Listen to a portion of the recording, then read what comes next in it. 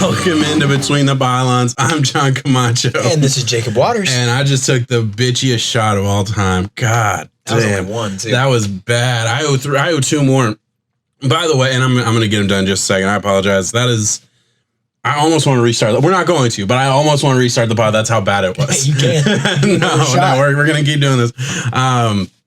Guys, last week we did not have an official bet in. We talked about it throughout the week. I gave Jacob a layup of all layups. I said, we were talking about it back and forth, and I said, you know what? I have Greg Olsen in a couple fantasy leagues because I had my original tight end was on bye, and I was like, you know what?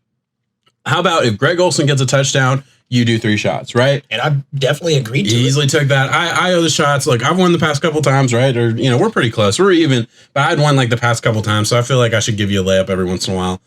I don't need your handout. No. You offered this to me? Listen, I'm saying, look, I was getting there.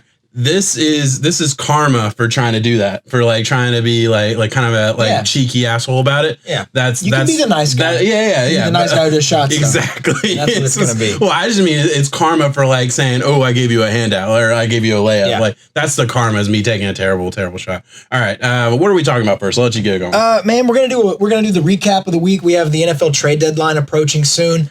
We're going to go over some of our best bets, and that is from Bovada Sportsbook. It's one of our personal favorite places just to go whenever we're ready to do some bet on the money lines, over-unders. That's where we put our personal locks of the week, which hopefully we'll be able to line up a few of our picks. Who knows? Last week we went 1-2. Yep. Unfortunately, we're on a skid right now. Listen. But even still, we're 13-8 all time. Yeah, 66%. That's still way above average. We've still made money. That is what the pros will shoot you, is 60%. I'm telling you, if you have only bet on our picks individually, you have won good money. What I do is I bet on my picks and then individually, and then I do a parlay. Last week I lost because we only won one of our 3 bets. Yeah. But I've won good money on the parlay, and I'm definitely up because we've swept our locks twice already. And with that, that's pretty good parlay money. So that's what we've done. And we're going to keep it going this week. We're going to keep it going. We got some good locks. We have some good conversation. I'm really excited. Man, all right. We got to talk about, I want to talk about Tua. I'm jumping at the bit to talk about Tua, but let's not do that. Let's talk about, where are we going first? We need to talk about the trade deadline, right? Yeah. First things first here, trade deadline. What just happened, right? We just had Everson Griffin get traded to the Lions. Everson Griffin is the DN that originally was with the Vikings, got signed by the Cowboys in free agency.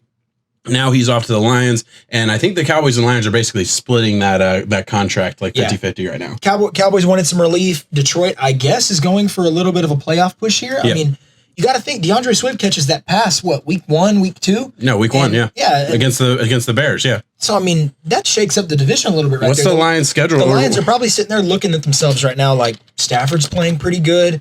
If we can add some pass rush to that defense, we have Jeff Okudah, we have some solid linebackers. I mean, they could easily be 4-2 right now, and that would swap spots with the Bears as a result. Yeah, they're one catch away from being 4-2, and then obviously the Bears would be 4-3. And I mean, that would be throw in an extra playoff spot. There's some divisions out there that aren't looking as good. I mean, you're sitting there like, we're in the hunt. And they need the D-line help, right? They do. They got the big dude from the Patriots this last offseason, whose name I'm forgetting, but Trey Flowers. Trey Flowers, thank you. It's like there's always a defensive lineman for the Patriots that goes somewhere, gets paid. It was Trey Flowers last offseason, and he's a good player, but I think he's been in and out of the lineup with some minor injuries, and it's just they need help there. So that makes sense. For me, what was confusing to me is the Cowboys, and I understand, look, season's lost realistically, right? You lost Dak, and I mean, obviously Dalton has not been an equal or even close to the same as Dak ever was, and obviously Dak is hurt, so you might be playing a 3rd-string quarterback this week on Sunday Night Football. That'll be fun. But at the same time, they're in the hunt. I mean, you're talking about the Cowboys. I'm talking about the Cowboys right now, yeah. Yes, the Cowboys are very much so in the hunt, and the offensive line has gotten banged up, so, one of the arguments we would always say is they have that amazing offensive line. Well, they're down Zach Martin, they're down Tyron Smith, and they lost Travis Frederick last year due to some, physical ailment that he had. He retired. So they're banged up a lot of areas. Their defense isn't looking pretty. Yep. But they are still in the hunt in the worst division in football. We were talking about the two-win Eagles, right? The 2-win Eagles, the 2-4-1 or 2-3-1, some version of that. Let me find it. I don't remember exactly what the record is right now. I know we're going to be talking about the Lions later on with this team, and it's really funny the way Bovada has it set up. But let me look up that entire record right now. Well, I mean, it's just that whole division is they're so dog shit, man. So bad. Now, the Cowboys going to DC just to get their teeth kicked in, though. Yeah. You don't go to Washington just to score 3 points, man. That was bad. That was terrible. It was really bad. It changes the outlook. But the Eagles are winning this division right now at 2-4-1. Washington 2-5, and the Cowboys are 2-5. They're right in this. They're one game out, or they're half a game out, essentially. So that's just fucking insane to me. But it is what it is. You beat the Eagles, you're automatically number one in that division. Because Washington's on a bye this week, so you are one game out, and you get to play the Eagles this week. So you could easily be 3-5. Granted, I'm not saying that could happen, but like there's a legitimate chance that Washington wins the division. Yo, there is definitely. and the good thing here is that there's some ways we can make money out of this. Yeah. Because we know the type of toss-up upheaval this division has. It's always a dogfight towards the end. So why not look at it and be like, man, I got some bucks. I'm going to go online and I'm going to put it on. And Bovada has it listed. The Eagles are a minus 180 favorite right there to do it. So I would stray away from that one just because that's not where your money's lining up. I don't really trust the Eagles. I don't trust anyone in this division. But if there's an area you can make money, the Dallas Cowboys are plus 450 to win this division. Very talented roster. Their receivers speak for themselves. They still have Zeke. The defense, if they can get healthy, maybe add a few things. And if they can figure out the quarterback, I don't know what they're going to do. Maybe trade for one. Maybe Andy Dalton's better. Whatever the case may be. Yeah. Plus 450 odds. Not bad. I mean, that's really not bad at all. Yeah. So here's my argument with the Cowboys, because obviously they're selling Everson Griffin. I don't get it. That's a cap move. It has to be, because a 6th-round pick isn't anything. No, and you're one game out of your division. I understand 2-5, like any other division, it's over, and it makes sense to trade off your overpaid players essentially. But in this division right now where they're at, it doesn't make sense to me. Like you said, I mean, there's some money to be made here. I actually think I like Washington more at plus 375, and here's why. Washington has one elite trait, and I would argue outside of I would say that, I'll say this, and let me know what you think, because I am kind of curious. This might be controversial. I would say that when you look at this division as a whole, the best part of this division, if you took all 4 teams, is the Washington's defensive line out of every single game. And look, that's close when you talk about Carson Wentz as a player, because Carson Wentz is, I mean, he's the only thing on that team working right now, and I feel like he's single-handedly making this team even somewhat, competitive. I'm not saying it's good for Philadelphia, but they've been in a lot of games late, and it's only because of Carson Wentz. That is it. That's all they have right now. And, that just is what it is. I know people want to shit on Carson Wentz, but, man, you give a dude absolutely no help, it's not going to look good. I mean, Patrick Mahomes had a losing record his last year in college. Like, it doesn't matter how good you are. Like, you need help around you. So I actually would argue Washington has a better chance, and Bovada agrees with us. I mean, that's the 375. They agree.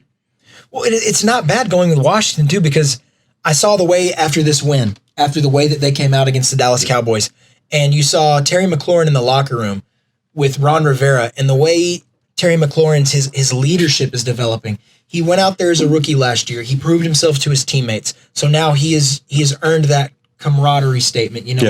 He has that stamp of approval to be like, this is a guy who does it right. He shows up, does the right thing. I'm going to put my trust in this guy. After the win, he's speaking to the team saying, like, we can do this. This is ours. We have the talent here.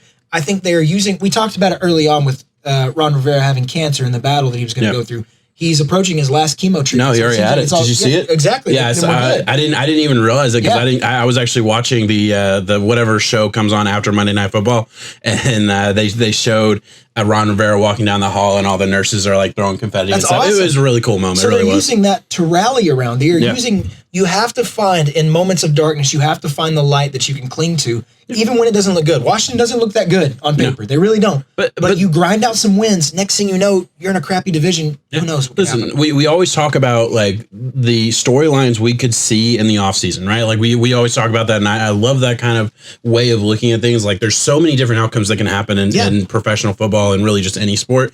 But you look at Washington, it's like, yeah, there's a storyline I can build for you that they win this division, and it's not super crazy. You have a great young running back in Gibson. You have an offensive line that isn't good, but you do have Brandon Sheriff in the middle, so you have some pieces there on the offensive line.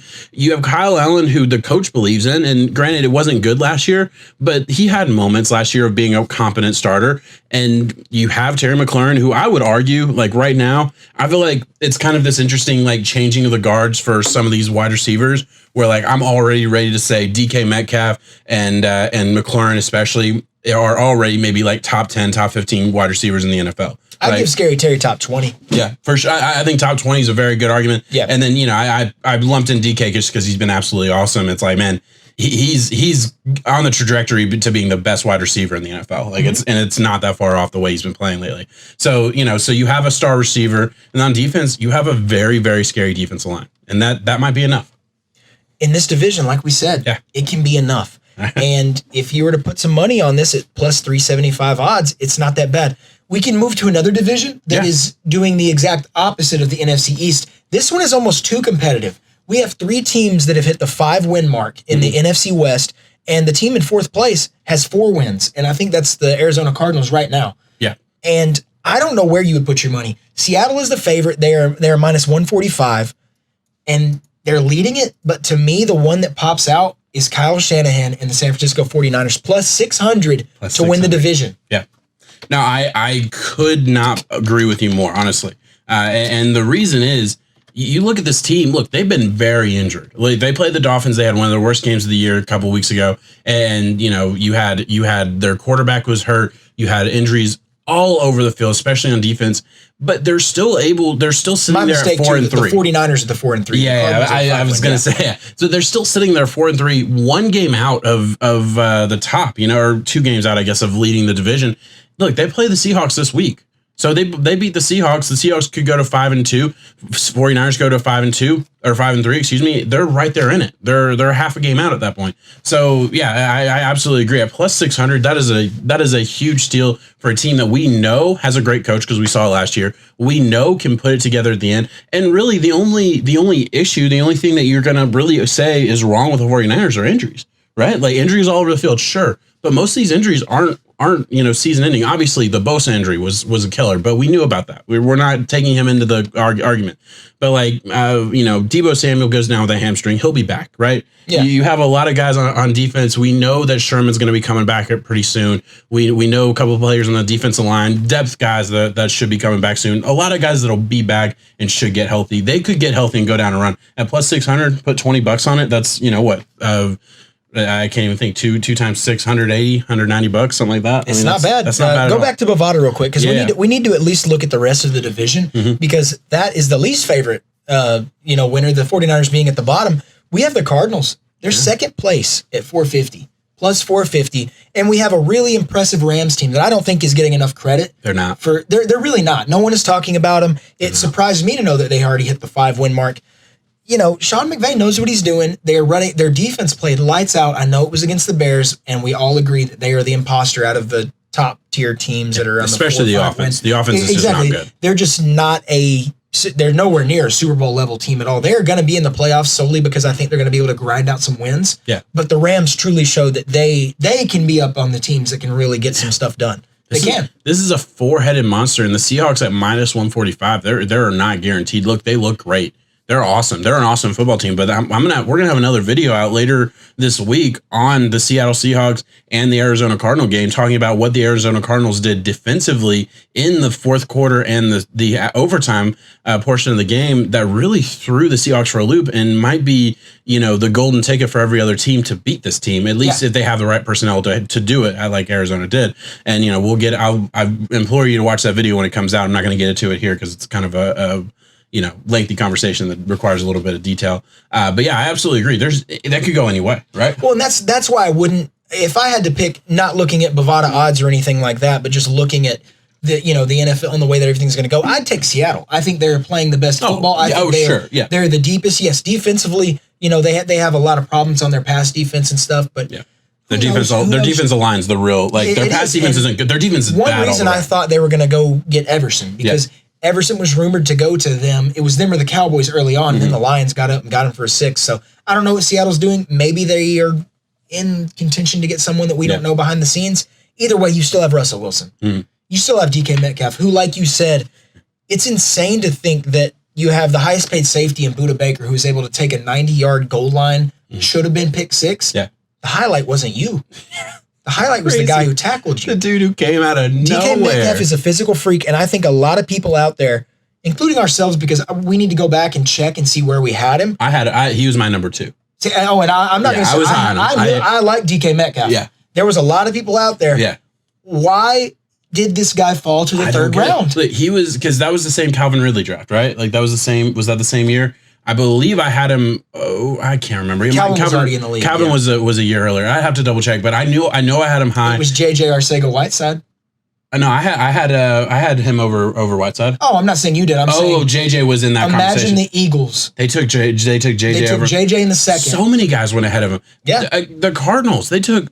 Hakeem Butler went a little later. Andy and Isabella went 2 picks ahead of DK. And really, the whole thing was, if DK doesn't do his 3-cone, like if he opts out of running the 3-cone at the combine, he would have been a first-round pick. Yep. Guaranteed, 100%. Everyone could watch the highlights and know that he was a physical freak. He also played on a team that had no quarterback. A.J. Brown was drafted in the second round, too. A.J. Brown was drafted before DK Metcalf, and A.J. Brown is awesome, but those were two, like, they had A.J. Brown on one side and DK Metcalf on the next side. Specimen, though. And the quarterback couldn't get the ball to the wide receiver. It was the quarterback that was the problem. I really think, I really believe that was a big reason on why, certain scouts just couldn't see it. And it's like, that's why he fell. They said he had no lateral movement. I get on paper where it was like, that's his weakness, exploit him. People were trying to make fun of him on Twitter and be like, oh, Budda Baker should have just started running zigzags. Yeah. Mess DK up, throw him off of a straight line. One. Yeah.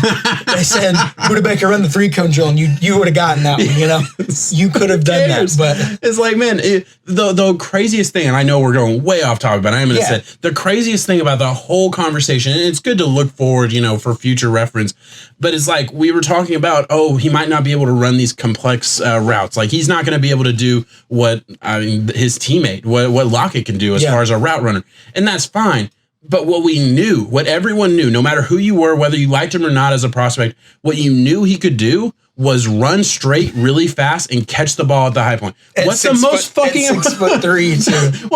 Like, you knew he was like a 4.3 runner, and you knew he could high point the football. Like, we knew that for an absolute fucking fact, and people still slept on him. I think everyone got too cute. They started looking. It was like Andy Isabella's quick feet, running. I loved Andy Isabella. Not to diss anyone else, and Arcega-Whiteside too. I think it's not even him. It's the way that his team is not using him in certain areas. But a stud is a stud, a spade is a spade. DK, you're a stud, man. Yeah. And listen, I'll take a step back because I am kind of tooting my own horn, and I'll admit, I had JJ Arcega-Whiteside really high. I loved Andy Isabella coming out. Didn't like him as a second round pick. I thought that was a little weird, but I loved him as a talent. I thought he was going to be like a Cooper Kupp type of guy, and he hasn't been that so far. Loved JJ. Thought he could be like an Alshon Jeffrey. Hasn't been that so far. So look, there were misses. I didn't think Mecole Hardman deserved to be drafted in the second round, although I get what they were doing at the time. So I missed a lot on that wide receiver class as well. But man, I just don't understand how he fell to the bottom of the second round. And look, like we said, he's a stud. He's one of the best wide receivers in the NFL right now. You wanna evaluate it? Yep. 8 wide receivers were taken above DK. That's right. Marquise Brown was it was Hollywood. Okay, I feel like I had him ahead of. I don't remember. I had to go check. N'Keal Harry. I didn't like N'Keal Harry. I remember thinking that. Debo. I like Debo myself. I liked Debo a lot. Debo was really out explosive. of South Carolina, I think. Yeah. AJ Brown was a stud. Mecole Hardman's was. See, I thought that was a good draft class. It was. All these guys are fantasy relevant dudes. And Hollywood kind of went. He went at 25th overall. He went because of speed. He went. But the thing that's why Mecole went, because of the Tyreek Hill drama. Yeah, Mecole went early and for the same kind of reason. I remember watching. I remember not liking Brown. I don't remember how I had him ranked. I'm sure I had him ranked pretty high. But I remember not liking Brown because I was like, but he's not even as good as the other wide receiver. And it was CeeDee Lamb who threw me off on Marquise Brown so bad because CeeDee Lamb was so much better than him. Yeah, you have the guy behind him. Yeah, it was that's. I think that was a big reason why I had CeeDee Lamb as my number one coming into this year. I just loved him for so long. Arcega-Whiteside. That was a miss. That was a huge miss. Paris Campbell. You're telling me Colts fans you wouldn't rather have DK Metcalf lining up right there? It's funny. I think Paris Campbell was my number one. Now that I think about it, you liked Paris Campbell. I was super high on Paris Campbell. And he has had a lot of injuries, but I'm not going to sit here and say that was a win either. and then we'll wrap it up with Andy Isabella. Yeah, that's crazy. That is crazy. It's different to think that we have a guy right now who we are talking. Yes, this was the Tyler Lockett fantasy week. You know, DK kind of got shadowed by Pat P most of the game and got locked down, you could say. But I will argue one of the biggest mistakes the Seahawks made was not throw up a couple 50-50 balls to him. The Cardinals in the fourth and overtime, and I'm going to go into this at length on the video that's going to come out later this week, so subscribe and look for that.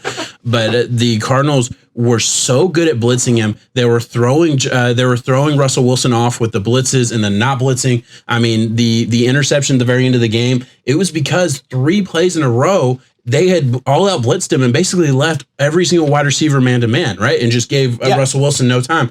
And I get that makes sense. You had Patrick Peterson, who is a great corner on DK. 50-50 ball, I think DK's coming down with it. At least a couple times. And that would have... That's why you do that, yeah. But the thing is, even if he doesn't, you're going to scare the defense into doing that. In the overtime, like I love their D coordinators, the old Dolphins D coordinator who became the head coach of the Broncos. I'm missing his name right now, but I love their D coordinator. They played some exotic defenses that really threw the Seahawks off. But I really think what would have just like even the playing field was just throwing up a couple extra targets. It might not have come down. He might have. Either way, it would have been a good call. It would have scared the defense, I guess is what I'm trying to say. We'll do one last thing on that game because I know we're bouncing, but we are way off topic. We're way off topic. That's okay. That's the whole point. That's what we're here for. We're talking. Did you see the highlight where Kyler threw a ball to DeAndre Hopkins, and before he even throws it, he is laughing.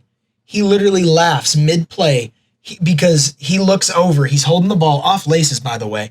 Drops back, looks over at DeAndre, laughs because he's on Russell Wilson or Kyler. Oh, Kyler drops back, laughs. He sees DeAndre one-on-one, throws a dot to him, and he's laughing mid-play. That's awesome. I missed that. It's really cool. We can put the link in the video or whatnot. I'm not the biggest Kyler guy all the time. That was really cool to see. Oh yeah, he hadn't even thrown the ball yet, and he was laughing. We need to retweet that on the Between the Pylons page. We'll do that. That's awesome. That's crazy. No, I missed that. All right, so we went way off topic. We got into this Bovada. We were on Bovada betting on it, and we went way off topic. Let's get back to what we were planning on talking about here, which was the trade deadline, right? That's this week. Look, trade deadline was technically next week, but by the time we record again, first of all, the deadline's probably going to be passed or it'll be passing the next day or whatever. And also because of COVID, these trades are going to have to happen a little bit sooner. So like right now is when teams are kind of in panic mode saying, we need to either trade or keep I think Everson is the first one that's going to pop it open, and now we're going to start to see. Now we're going to see. So let's talk. So we're going to divide this into 2 different things. One are guys that we've heard rumors about, right? And literally right before the show, we were just like, okay, who's some rumors? Who's some guys that we think could go? And we found a list, and we have some good information on that. And then we each have one wild card trade that we think would throw everything up in the air. I feel like there's always one every year. Sometimes there's not, obviously, but we have one that we're going to bring up. We think would be interesting as well. Let's get it going with John Ross, who has. Let's combine this, actually. Let's do AJ Green and John Ross. Yeah. 2 Cincinnati Bengal wide receivers that have requested a trade that have had ample opportunity to get on the field and get playing time. AJ Green has gotten there, has obviously gotten so many targets and just has not been super fantasy relevant. And then John Ross, he had, I think, 70% of the snap share in week 1, and it just slowly started to dwindle to now he's a healthy scratch every week. So it'd be interesting. Where are you on these guys? Yeah, it's unfortunate for John Ross because you've seen the glimpses, you've seen the highlights, you've seen the speed mainly, and now he's a healthy scratch. I think that is in part to T. Higgins. T. Higgins is playing really well out there. Joe Burrow has a good connection with him going on. And T. Higgins is a must start in fantasy. John Ross, on the other hand, you think he's a must start in fantasy? Yeah, he's a must start. Oh wow, I think that's hot news. Okay, cool. I have him, and he's a must start because he's over 18 points in the past 2 weeks with a touchdown in each game. He's doing really good. Burrow is looking to him in his moments of distress, and I want to see John Ross go. So the team that pops off at the start for me, but it changed after this week's game, was the Patriots, because we are always talking about get the Patriots a weapon, let them see what they can do with some more weapons on the outside, give them some speed to take the top off. This past week's game, we'll get into it later with the recap, of course. It was abysmal, won't go too deep into it, so I don't know if they're in the spot to where they're a John Ross away from actually doing anything more than what they were already doing. Yeah. Still want to see John Ross on the move. He has requested a trade. The Bengals are probably going to give him that just because if you're a healthy scratch, there's some value there for a speedster like that. Yeah. I'll flip it over to AJ Green. I think AJ Green's got a market. I do too. He's getting targets. I think he's getting a lot of crap though. He's getting a lot of hard targets. He's getting those. He's getting those back 50-50 foot third and bullshitters. yes, 50-50 bullshitters on some dig routes where he is just come down with the ball, man. Yeah. And that's what it is. And fantasy doesn't show it. This week I think he had eight catches for 14 targets. He was traded in our fantasy league for a fourth round pick. Can't believe that went through. I cannot believe that went through. That's awesome. He might be listening, so I'm not trying to totally shit on it. But team for me that jumps off for AJ Green would be Philadelphia. Yeah. Just because I think he's a big body, any wide receiver. Target. Yeah. Well, there's a lot of them. Anyone that needs a receiver, I think AJ Green still got it. Yeah. I do. I absolutely agree. I think the Eagles have to be in that mindset of if there's a wide receiver out there that is a starting capable guy, because I agree, John Ross, he should be going for pennies. If you want to give a 7th round pick for John Ross, that's where John Ross just to get a speed guy, sure, fine. That's go for that. That's fine. But AJ Green might still have some tread on the tires, and he might just I was actually going to do a video a couple weeks ago about John Ross, and I dove into his targets, and every single time I kept coming away from, first of all, like you said, very bad targets. Like they weren't sexy targets by any means. And then the other part was, look, he's not as explosive, and I don't think he's doing what he specifically is made to do. Like the routes he's being asked to run are not routes that like fit his skill set. I would say it's not old AJ Green. He's not. Look, he's lost a step, and I don't think that's a bad thing. And I ended up not doing the video because I didn't really have enough meat on the bone to really talk about it. Being top 5, I still think he's a top 30. But okay, I'm not sure. You know what? Top 30 is probably fair. I'd probably lean to the other side of top 30, but in that range, at the end of the day, I think in the right system, running in the right position as far as like position on the wide receiver tree, they're trying to make him run like in the slot. I would say like 50% of the time. It's weird. It's very weird the way they're trying to use him. A lot, like literally all he's running is slants and goes. And it's like, man, like I would just use him differently. I don't know. He has wide receiver 1 capability. He absolutely does. And that's where the 32 thing, because you have 32 out there, there's going to be 1 for each team. Yeah. I think AJ Green still has it, man. I don't like some of the ways that he's getting targeted. It happens, Burrow. You're playing phenomenal right now. It's just one of the short ends of the stick where if you're a fantasy owner and you're looking at like, dang, he got targeted 12 times and caught 4 of them. Yeah. It's unfortunate. Yes, he has some drops. He's lining up against the ones and he's still going at it. I mean, it's tough competition out there. So I was kind of interested while you were talking about John Ross. I looked up the 2017 draft and I was just curious, like who came after him. And obviously there's going to be a couple big names that we're going to talk about. This is the 2017 draft.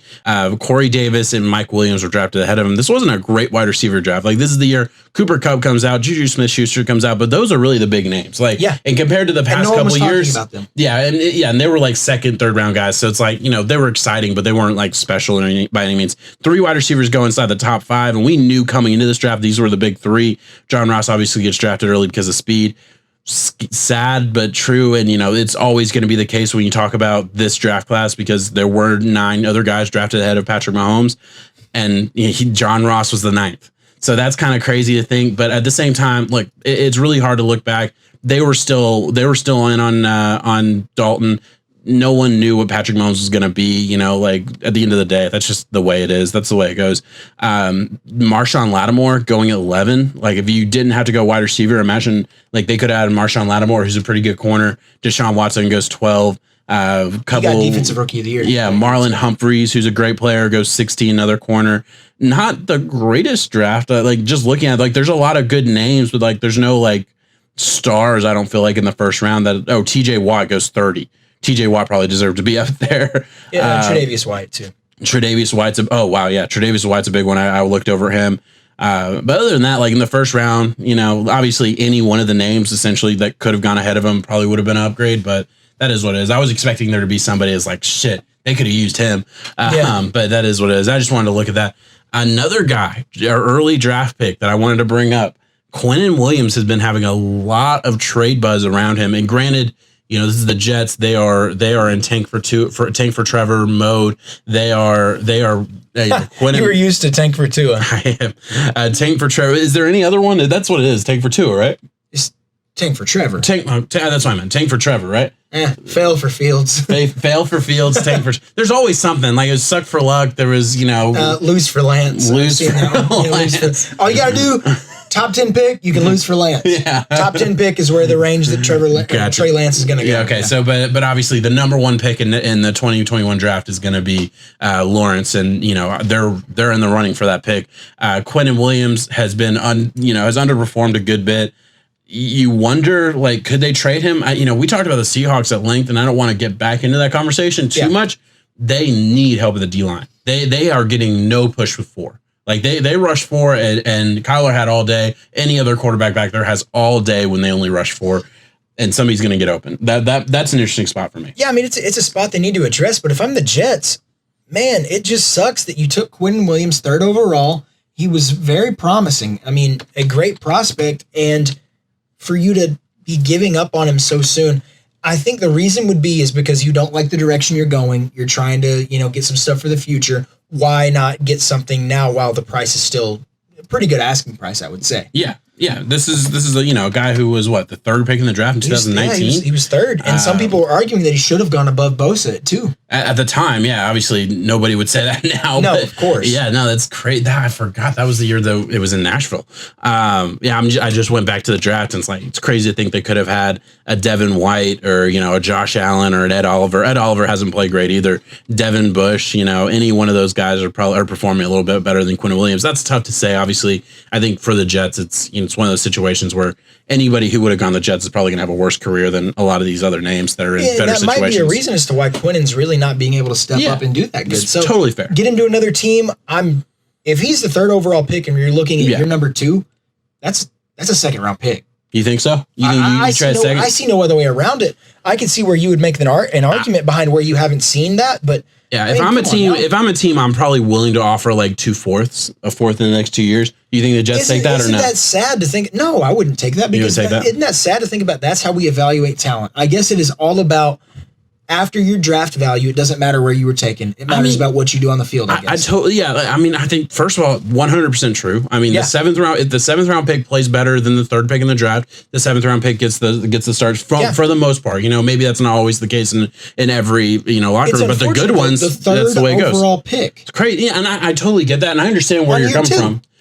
And granted, I'm not going to sit here and say that I've studied Quinnen Williams, but I've definitely watched, the film a little bit on the Jets, and I've definitely paid attention to how good he's been. Obviously, just being a top end pick, you want to pay attention to those guys, and he hasn't popped, right? He hasn't been a guy who's popped from what I've seen, and it's not extensive. I don't want to sit here and say he's terrible or anything, but yeah, he has not performed to the level of which he was drafted. Yeah, he could have played. It could be better for him.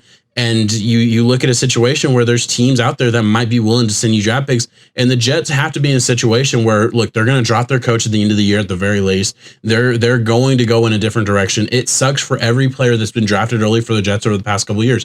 Sam Darnold's going to get a raw deal. Quinnen Williams is going to get a raw deal, possibly. All these guys, it's going to suck for a couple of years. It just is. That's kind of the way it goes.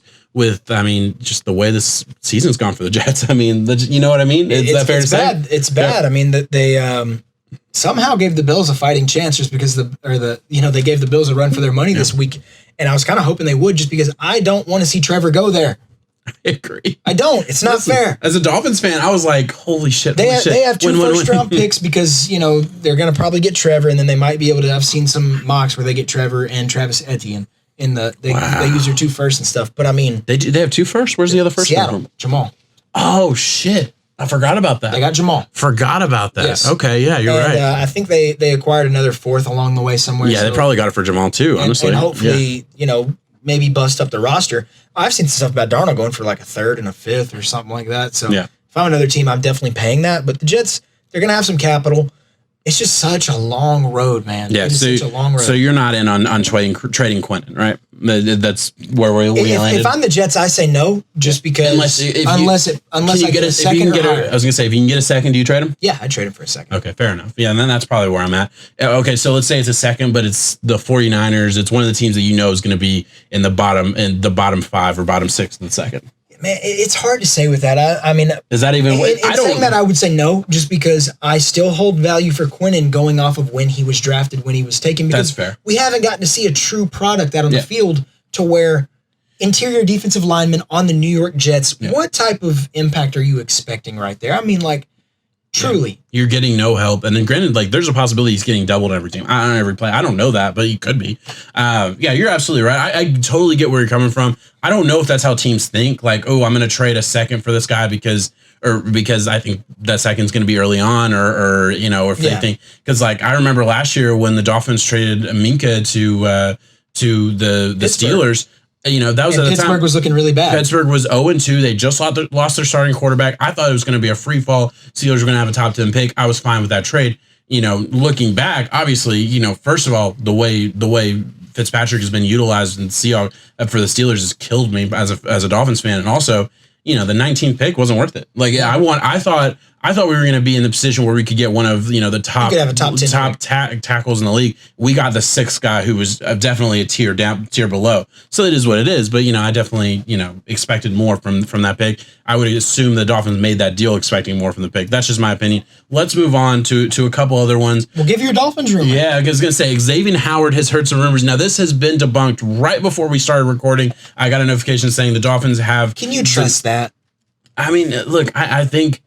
First of all, let me give you a little bit of backstory. As a Dolphins fan, like I am very familiar with Omar Kelly, who's the guy who broke this news. And Omar Kelly is, in my opinion, one of the worst Dolphins analysts out there. I mean, just honestly, one of the worst analysts. He's a Dolphins beat writer type of guy, and he is just like it really feels like he reads other people's articles about the game and then writes his own and tries to be different or whatever. Like that's how far off he is. Sometimes it doesn't feel like he watches the games. I'll put it that way. And he's beloved in Miami by certain people, but in my personal opinion, I don't think he's very good. I think he's wrong a whole lot. So that could have just been something that he just fucking said because he thought he would get tweets. It was like, you know what? No one's talking about this. Let's stir it up. Because I'll be honest, I hadn't heard too much talk about Xavier Howard. No. I think defensively, I think your team's doing good. I see where you could justify. No, I mean, can I put this out there just before? Xavier Howard's a top 5 corner in the NFL. Like that, and that's, I would argue top 3. I'll say top 5 definitively. He is a top 5 corner in the NFL. And if you look at the way he's played just over the past 6 games, he has been out of his fucking mind. Like he has gotten a pick in the last 4 games consecutively. He has locked down receivers. He is a shutdown corner in this league right now, and he's getting paid like it. He is the second highest paid corner in the NFL. Byron Jones, who plays opposite of him when he's healthy, is the highest paid corner. So like this dude will go for a high value. And the way Omar, put out the tweet was that he basically said the Dolphins have an offer on the table for Xavier Howard, and they're seriously considering it. That was the wording of the tweet. And I'm this is personal to me. I'm a huge fan. Like I love that team. I love Xavier Howard. I remember when we drafted him in it was the beginning of the 2nd round, and I wanted Xavier Howard because we needed a corner, and it was between him and some dude from Florida who I don't even remember his name. I think he went to Tampa Bay. One of the Florida corners that came out a couple years ago.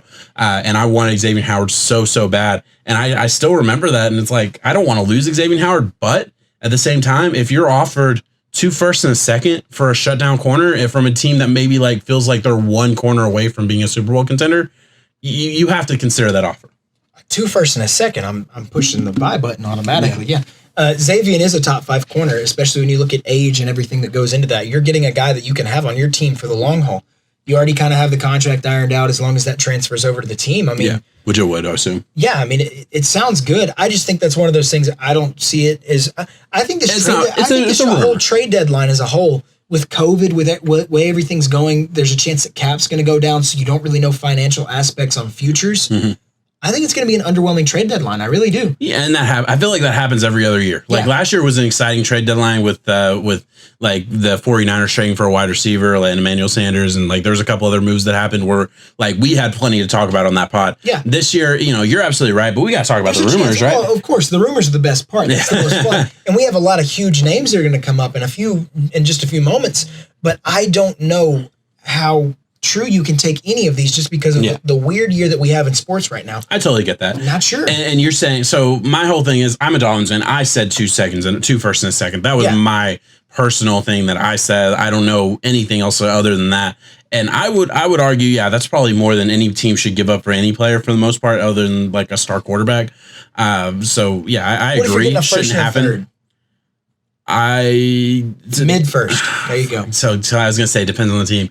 If I feel confident that's a mid-first. The teams that I'm hearing, and you tweeted about it, is Buffalo and the Titans. When you're looking at teams that those are going to be in the 20s, need to take a step up. Okay, yeah, 20s. Yeah, I'd say no. I think Xavier Howard is, like I said, one of the top 5 corners in the league. I would trade. I'm trying to be like very realistic with value, because like we always talk about first round picks in midseason as like these awesome commodities, but like we went through that 2017 draft. The 9th pick in the draft was John Ross. Yeah. The 12th pick in the draft was Derek Barnett, who's been a good player, but like he's not a star or anything. There are times in draft classes, and once again, COVID this year is going to be the round pick isn't as valuable after you get past like 10. Yeah. Man, you're looking at 2 years ago on film, and it's like, I saw that. I got, I'm saying you got to think we're gonna have film on like the Big Ten guys, right? Yeah, the guys that just started playing again. We're gonna have 5 or 6 really meaningful games to look at, and usually you have 13.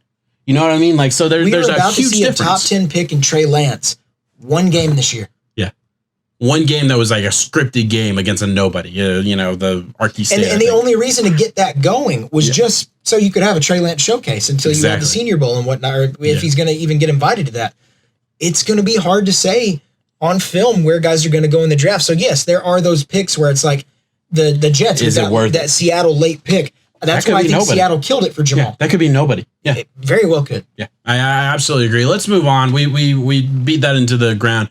Let's go pretty quick on these next 2, and then I want to get to some of our exciting ones, and then we'll get into our picks. And I do want to talk about Tua real quick as well. So the next player we got to talk about, and I want to go first on this, and then I'd love to hear what you think. It's Julio Jones, and in my opinion, I hope he doesn't get traded. We've heard rumors for a couple weeks. I think Julio Jones is one of those legacy players where he deserves to, first of all, make his own decision as a player. Like, he should get to go wherever he wants. If he wants to leave Atlanta, fine. But to me, putting myself in the shoes of an Atlanta fan, and even like the franchise, even the owner, Julio Jones is one of those guys you just don't trade, because he's a true like first ballot Hall of Famer, legacy guy that will be right alongside all the greats in the NFL of all time. That's where he is. That is his career. That's the guy he is. And I think guys like that, I don't care if you're tanking. I don't care if you're a bad team, you're trying to get the most out of your assets. It goes beyond that, in my opinion, for guys like this. And I very rarely believe that. I do try to look at this as a business 99% of the time, but this is the guy, this is a player that I feel like it rises above just the business of the NFL for me. That's my opinion. I'd love to hear what you think. I think you nailed it. Julio Jones is a top 5 wide receiver right now if he retired. He still has plenty of gas in the tank. He has showed that, yes, he gets banged up time to time. He is still a top 5 wide receiver in the NFL to me, in my eyes. Right now. When you're looking at it business-wise, yes, Atlanta, you have Calvin Ridley. He's not a Julio Jones. He's a damn good wide receiver 1, though, and you can move forward in your time. And knowing that you have Calvin, you could let go of Julio right now while he's still got gas in the tank, probably pull a 2nd-round pick. Who knows? Mm-hmm. I don't know what Julio would go for, just because it's so weird to think. This is one of those things I mentioned with COVID and with big names always being tossed around. It's always tossed around. We've heard Michael Thomas, too. I don't think he's going to get moved. I think the Falcons should appreciate what they have in Julio, and I guess pretty much just how good he has been as a person on and off the field whenever it comes to showing up and doing his job, and getting all that stuff done. So Julio's going to stay. If he goes somewhere, terrified to say it, but it might be Green Bay. Shit. Green Bay is a great one. Just something that makes sense. I would have said Colts and Eagles. Again, I'm if there's a wide receiver on the block, I'm gonna look at the Eagles, because the Eagles are one of those teams, like, they're in position to win their division and all that. But at the end of the day, they're gonna need a wide receiver after this year is done. Like, they're gonna need, that doesn't matter. They're gonna need a wide receiver until they get a wide receiver. So I feel like they would be stupid not to at least look into that. The last one that we need to talk about that's been on the rumor train for a long time, got a touchdown this week, David Njoku. I have said from the beginning, from the offseason, I don't think this is going to happen. I do think this team wants to keep David Njoku. Now with Austin Hooper getting hurt, and David Njoku is the guy now. I kind of Harrison Bryant. Yeah, you're right. Harrison Bryant has come a lot. But I'm not going to kid ourselves. But he's a rookie. Yeah, exactly. Bring him up, because you talked about him in the offseason. You nailed this pick. Yeah, no, I liked Harrison Bryant a lot. I mean, he was one of those guys who could truly is a physical freak and stretch the field as a tight end. And Baker was throwing to him a lot, man. Two touchdowns. With Austin Hooper going down, it looks like there's a chance that, Harrison Bryant could be, he's a hot commodity in your waiver pickups too. So why not? Yeah, no, I absolutely agree. You got to think this is a dude who came out of where did he come Florida out of? Atlantic. Florida Atlantic. He's a kind of a low level dude, but he was a baller at Florida Atlantic. He's playing really well in the NFL. I'm very excited to see him. And it's kind of weird. It's funny, you know. I hate to go off topic again, but it's weird how like these rookie tight ends. It always seems like they come out of like the third, fourth, fifth round and become really good. Like you look at like, okay, Baltimore Ravens. They draft Hunter or Hurst. You know, Hayden Hurst in the first round. Hayden Hurst in the first round before Lamar Jackson, by the way. Mark Andrews. And hitting Mark Andrews in the third. You know, Mike Gesicki is a hit for the Dolphins after 3 years, but he was drafted in the second round. You look at all these guys that were drafted in the first round: Evan Ingram, OJ Howard, David Njoku, and they're all sputtering. And maybe part of that is the expectation. It's like maybe we would be more excited about these guys if they were drafted in the fourth and fifth round and were, showing up. But in my opinion, they're struggling. You know, it's just interesting. That's a very, very, very side point. I think the Browns should retain David Njoku just because of the injury and the way that they're going to utilize tight ends. As long as Njoku's happy, though, who knows? He's had some problems with all that, but.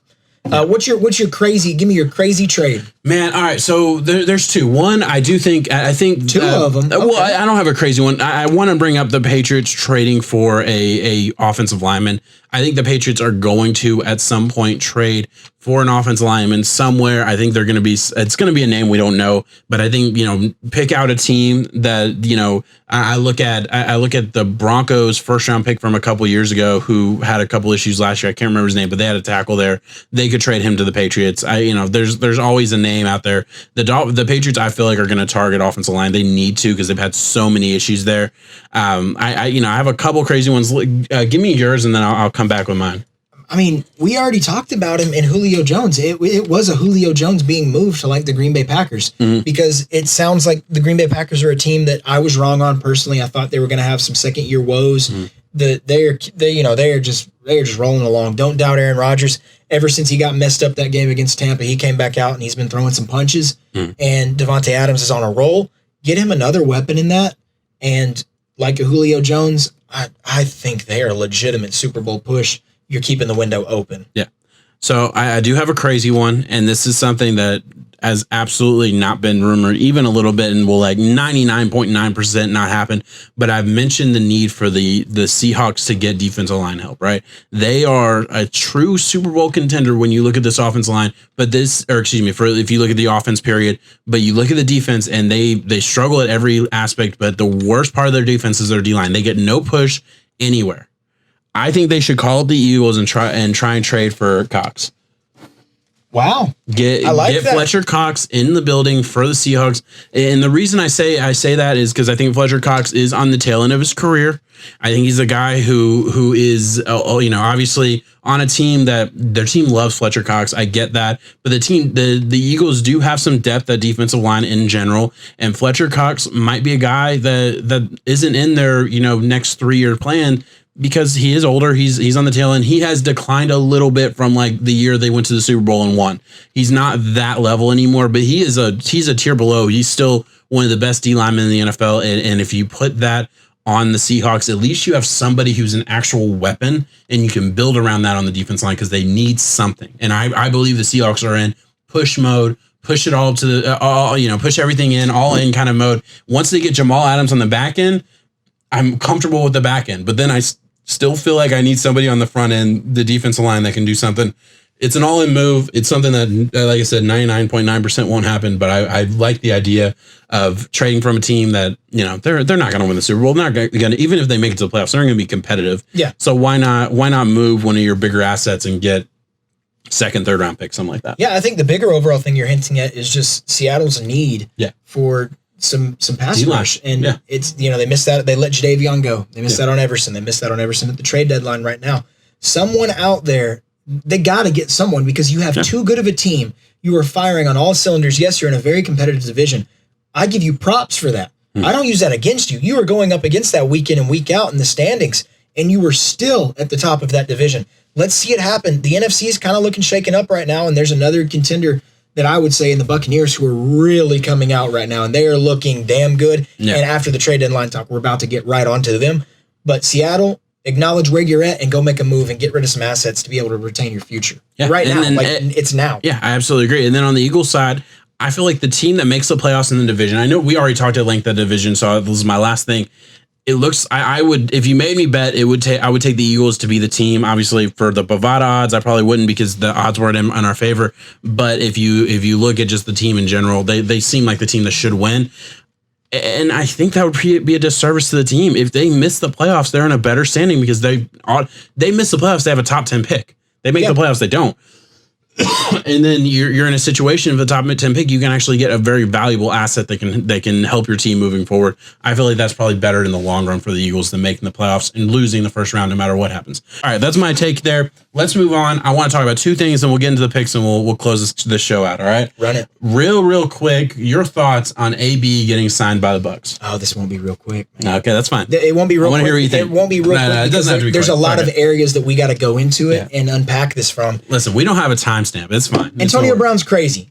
We wrote him off a long time ago, said, man, you're a clown. And you are a clown. The way that you acted towards your teams, your teammates, talking to Juju. I mean, think about it. We're a year and change removed now. If he shuts up and wears that helmet, he's getting $33 million guaranteed on a contract. Mm-hmm. He is thankful to be coming back for $2 million with incentives right now. Is that what it is? $2 million did not realize that. I did not realize that. For the Tampa Bay Buccaneers. Crazy. Tampa Bay, you're balling out. Tom Brady has a soft spot for him, and I don't know what it is, Tom. Maybe it's because in New England, whenever you got him, y'all really gelled, and you were like, damn, this dude is good. Yeah. Not doubting the talent. And they did gel. They gelled very quickly. I genuinely think that Antonio Brown is still a top 5 wide receiver talent when he comes back.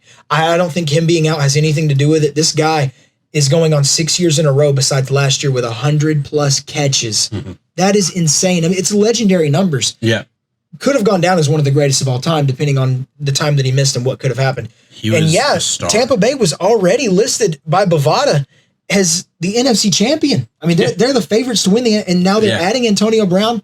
Tom Brady is coming out. He is the ageless wonder. He is beating Father Time. That's why I didn't say that's why I said this would take a while because we got to give them props. Yeah. Because Tom Brady's playing lights out. Absolutely. They're getting Gronkowski involved. Add Antonio Brown to it. Yeah. Shit, man. Here we go. Yeah. So let's go there. Look, I'm going to toot my horn when I'm right and I'm going to admit when I'm wrong. And I said pretty much all offseason that if the Bucs were going to be good, if the Bucs were going to look the way they should on paper, then they would have to change their offense, that Tom Brady was not going to be able to air it out. He wasn't going to be able to do that.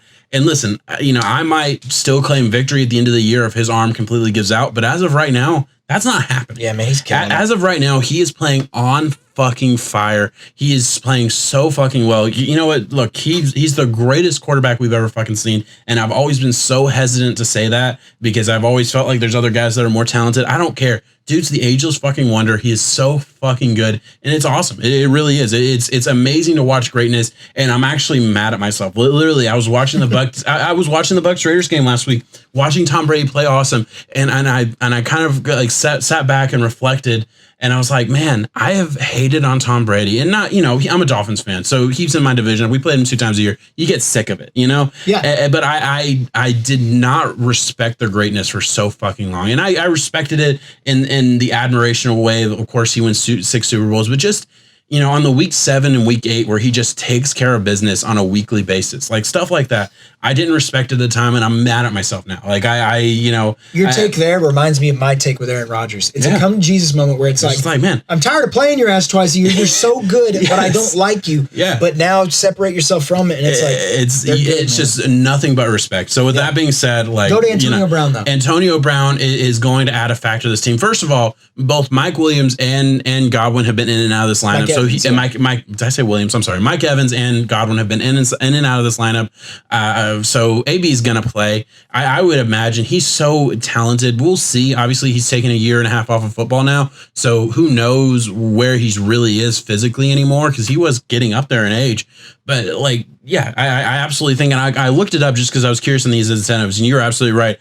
$2 million basically is what he's going to get paid, which is nothing for an NFL player. 45 reception gets him $250,000. 650 receiving yards gets him $250,000, and 6 touchdowns gets him $250,000. And then he could get an extra $750,000 if they win the Super Bowl and get 35% of the snap share.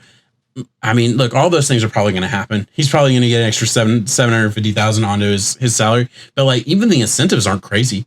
You're telling me at the most he can make $3.5 million this year? Antonio Brown. That's crazy. And that's ridiculous. We were a year and change removed from talking about astronomical amounts for this guy. Ridiculous. I'm not going to back down from it. Talented, he's a fucking clown. Yes. I absolutely agree. He's a fucking clown. He will help this team. It will be, I call bullshit on Arians saying that Tom Brady didn't have a part in this hire. And I understand he has to say that, like he runs his team, whatever.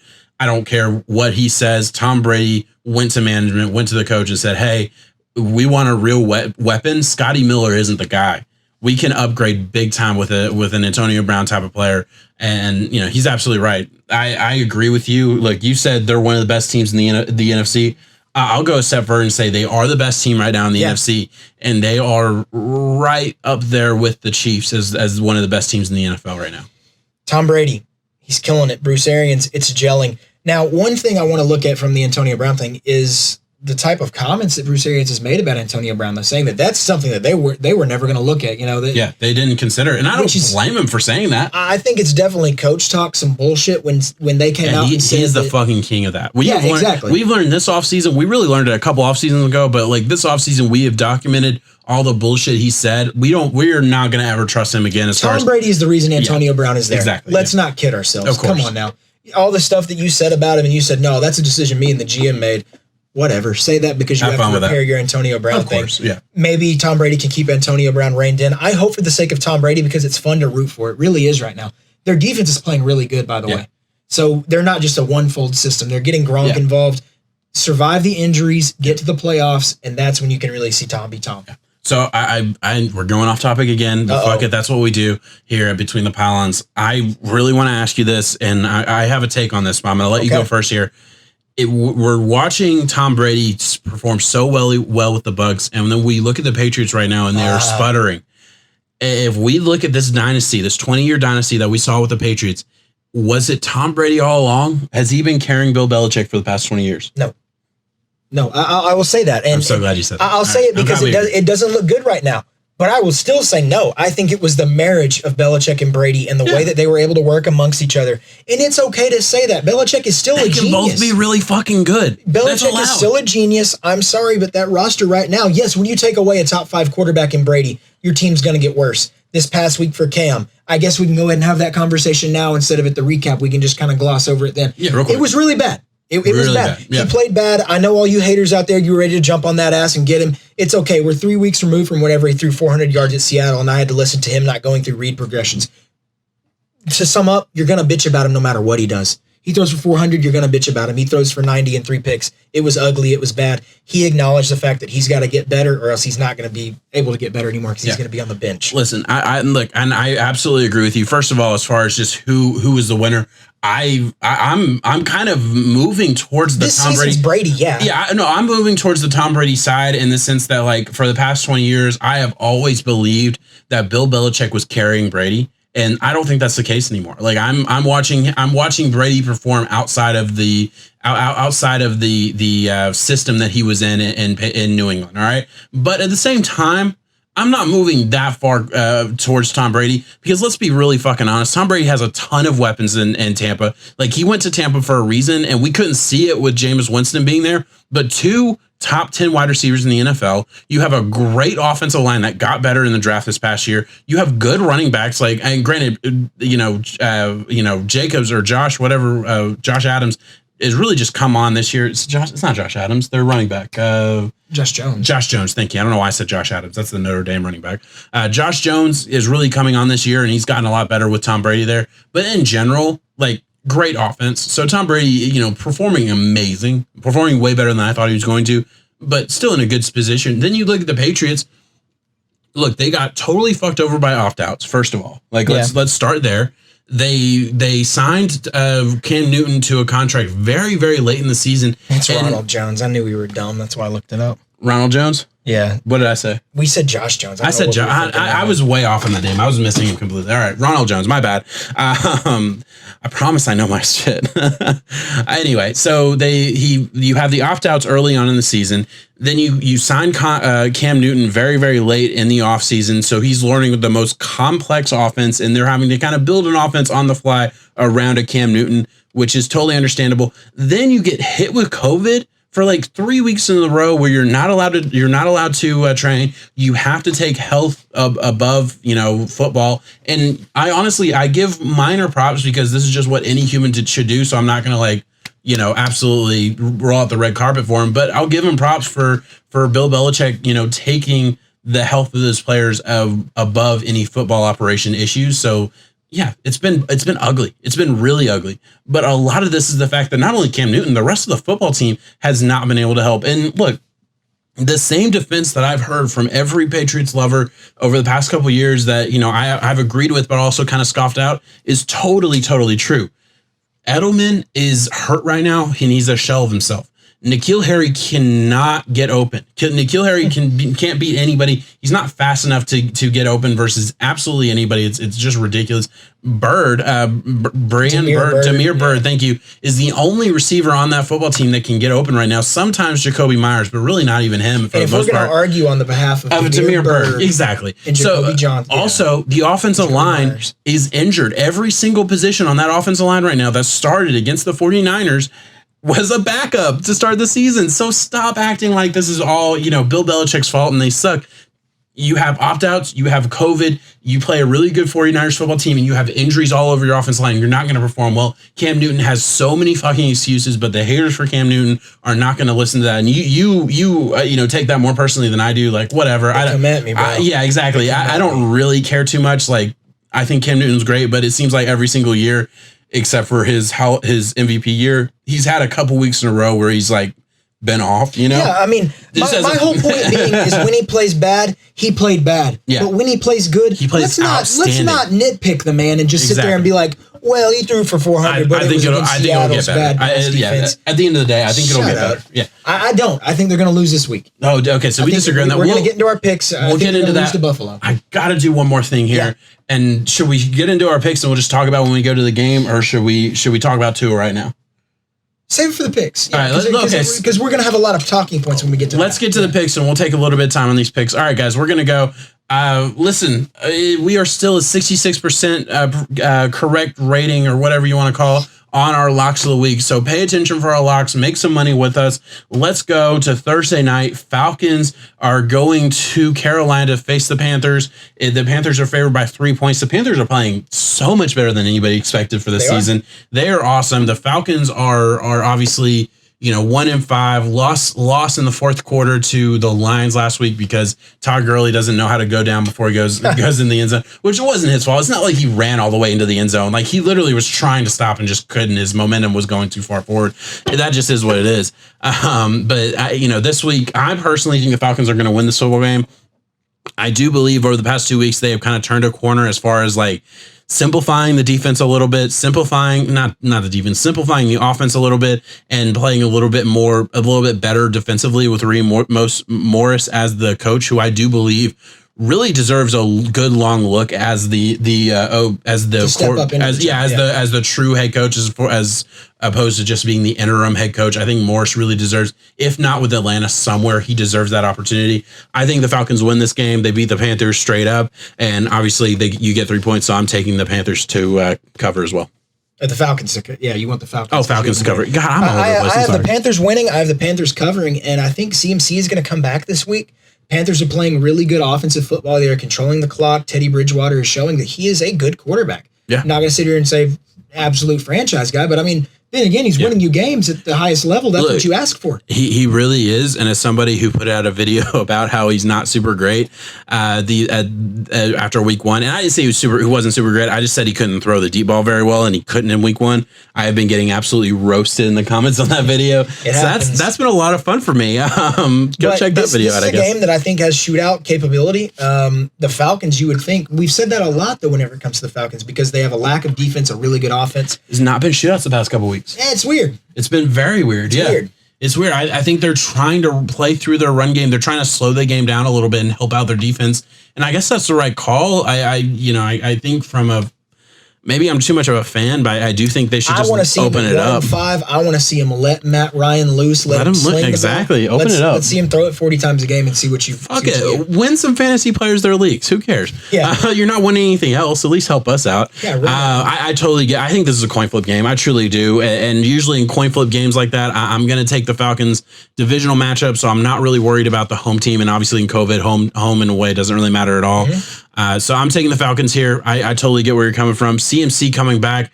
I think it's an upgrade, but Mike Daniels has played very, very well as well. So it's, I'm not sitting there looking at Christian McCaffrey coming back saying like, oh shit, their offense is going to open up, because it's been good without him too. Yeah, McCaffrey's the damn dude though. Oh, he absolutely is. And I hate saying that because I know how that comes off, and I don't mean for it to come off so like callous towards McCaffrey, because he is one of the top running backs in the NFL. He's awesome, but they've gotten it done without him. So like, I'm curious to see what extra features that happens with him. I actually think they're going to I think he'll be back. I think he'll be active. I think it'll be like 50-50 this week, and then it'll move forward next week as getting more involved in the offense. That's my prediction, but that's just me.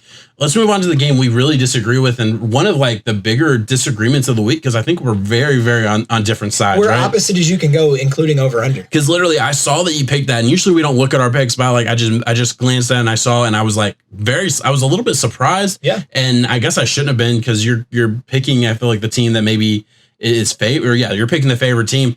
I'm taking the Patriots to beat the Bills, right? The Bills are hosting the Patriots, 3.5 point spread, and I'm taking the Patriots to win. And here's why. And I think I'd love to hear what you think as well. The Patriots are a football team that can stop the run. Excuse me. The Patriots are a football team that cannot stop the run, but has absolutely amazing corners in the secondary, right? The Bills are a team that cannot run the football, but can throw the ball really, really well. I think that is a bad matchup for the Patriots. This is a matchup-based game. This is a matchup-based projection that I'm saying. I don't know. I think this week, right now, the Patriots are better than the Bills. I don't know, just as a team, if I would say that the Patriots are better than the Bills if I was like doing a ranking 1 to 32. But this week, I think you look at the Bills offense versus the Patriots defense. The Patriots have the advantage because they will be able to shut down Stephon Diggs. He's not going to have a good game. I'm very confident saying that. They will be able to shut down that passing attack. And the run game, listen, it's not going to be good, but the Bills can't run the ball anyway, so it doesn't matter. And then flip it over, the Patriots. Look, the Patriots have not been able to throw the ball the past couple of weeks. The Patriots' pass attack has not been good. But what can the Patriots do? They can run it. They can run the football. The Bills can't stop the run. The Bills are almost in the exact same boat as the Patriots, in my opinion, as far as they can't stop the run. So I look at this as a Patriots game to win. I could be wrong on that, but that's kind of where I'm standing. I see a field goal game. I see a field position game. I see this being something where Josh Allen is going to have to use his legs and mobility to keep plays alive because, like you said, Stephon Gilmore, they're going to lock up Diggs. Yeah. Bill Belichick is going to say, okay, we're going to make you make some plays on us, Josh Allen. Your young arm, he's had some issues the past few weeks with not really. He hasn't lost you the game. He hasn't won you the game though, and that's where you really want to see because he was getting tossed in MVP caliber, areas for a little while. So pump the brakes. Still a really good quarterback.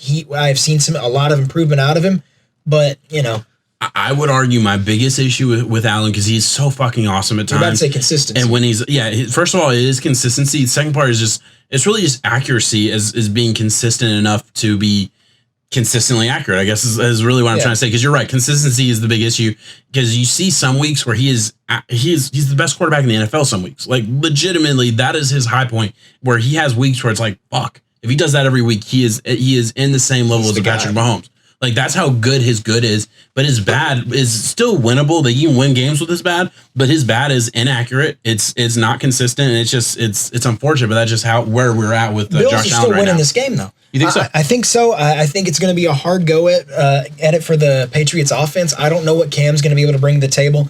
I'm afraid to say that it's probably not going to be that good of a week if you have him in fantasy. You're definitely not starting Cam Newton right now. You need to look in other areas because Buffalo is going to be able to lock. They're going to be able to lock down whatever options the Patriots have at throwing the ball. Like I said, there's not a lot going on there. Actually think this is going to be a great game for him fantasy-wise because I think he's going to run the ball a lot.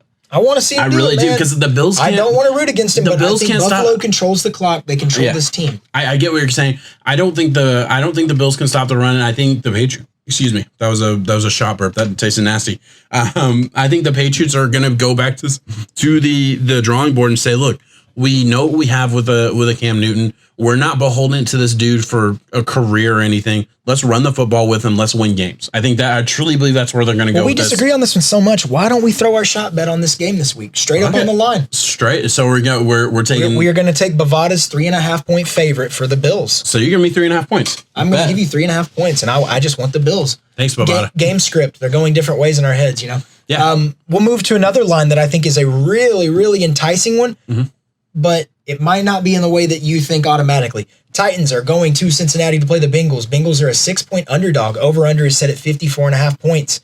And let me tell you why. I'm going to take the Titans on the pick, and I want the Bengals on the spread. Oh, you are taking the Bengals on. Oh, you're changing. Okay, so we agree. I was going to say. I want the Bengals on the spread. I'm so glad you said that. Bengals are playing really good football. They are able to stay close. They are, if not able to beat certain teams that they shouldn't be able to. Joe Burrow, man. He's awesome. His poise in the pocket, his ability to extend plays and make the right throws when it matters, and throw it to the other team with the Titans. They will play Jacksonville close. They will play the Chiefs close. For the Pittsburgh Steelers. There we go. The undefeated ones. They will play the good close. They will play the bad close. It's going to be a close game. Yeah, I absolutely agree with you. I was even as you said that, you're like, let me tell you why the Titans are going to win this game. And I was literally just about to say, tell me why the Titans are going to cover. That's really what I wanted to know. They're going to want to get Derrick Henry going again. You are absolutely. Look, I can see the Titans covering. This is not a game I would bet on. Like the Titans could absolutely cover. 6 points is too much for me. I saw the Titans play the Jaguars as a 3-point football game.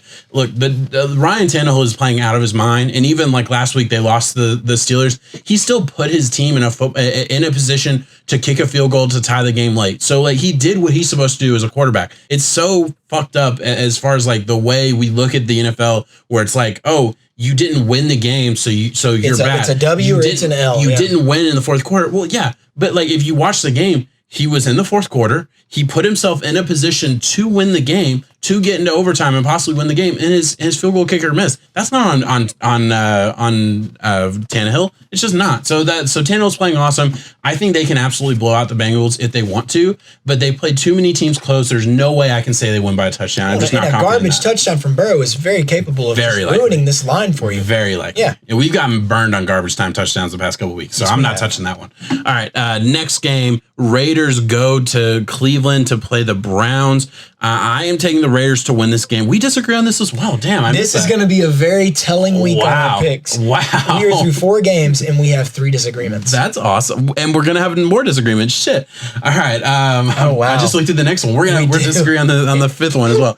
All right. Someone's going to be right and someone's going to sit here and be like, all right. Hey. So next week we'll take a little bit of time at the beginning and talk about where we're at on our reigns, because we haven't really talked about that. I don't know, because I'd have to do the math on the past couple of weeks. I don't know who's winning right next now. Week, we'll save it. All right. So the reason I think the Raiders win this game, look, the Raiders are coming off a really, really bad game against Tampa Bay. Tampa Bay, as we said earlier, is one of the better teams in the NFL. So like, I didn't expect them to win that game. I'm not upset that they lost the game. They were in it at the beginning of the fourth quarter. Then it got out of hand, and the score looked worse than it was, in my personal opinion.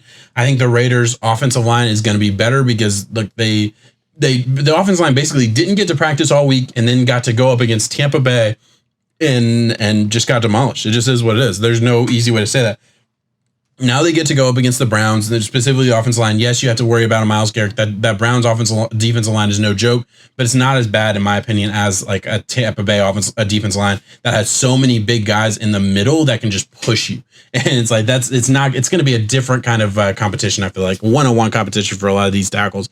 Either way, I think the Raiders are going to be in a position to win this game. I do think it'll be close. I do think it'll be a 4 to 5 point win by the Raiders. So I'm not like super confident. I'm not going to sit here and say you're stupid for taking the Browns, but I do think, I look at Ruggs to get a deep touchdown. I look at Josh Jacobs to get going in the run game again. Really since week 1, he's been average at times and really bad at other times as far as fantasy production goes. So it's been 6 points this past week. Yeah, I'm surprised it was 6. I didn't even know it was that much. But granted, I had Josh Jacobs in the league, and I sat him for McKinnon, which was a bad decision at the time, or bad decision. Well, looking at the way the offensive line was going, though. But I stand by the decision. Like I knew Josh Jacobs wasn't going to do what we knew that was coming. It just is what it is. That was a bad matchup. This week, I think, is a better matchup. I think they win this game. And let me know what you're thinking. Man, give me the Browns. I'm telling you, 0-5, one interception. He had that interception before he had a pass yard. Mm-hmm. And me and you were texting each other like, is Baker gone? Is it it? I'm glad we brought this up. Yeah. You know, we were texting about it, and I was like, man, I really like Baker the person. I like Baker the leader. But I don't like Baker on the field right now. Dude. He fucking hurt us. He hurt all of you out there. I've seen a lot of Browns fans share this weird chart where it says Browns have a really good win. Mm-hmm. Baker lets it go to his head. Media just eats Baker alive. Then the next one is Baker uses this as motivation. Yeah. He has a come alive game. And then right here, we're at the top part of the chart again. So we're ready for a Browns letdown, which typically we feel like this happens. Baker has a really good one.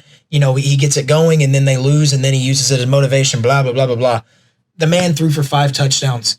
He knew it was National Tight End Week whenever he was hitting up Harrison Bryant for 2 touchdowns and David Njoku for a touchdown. Yeah. Donovan Peoples-Jones, I'm going to give the man a shout out. He did a really good job with some of his catches. Rashard Higgins is a guy that you need to go target in the absence of Odell Beckham.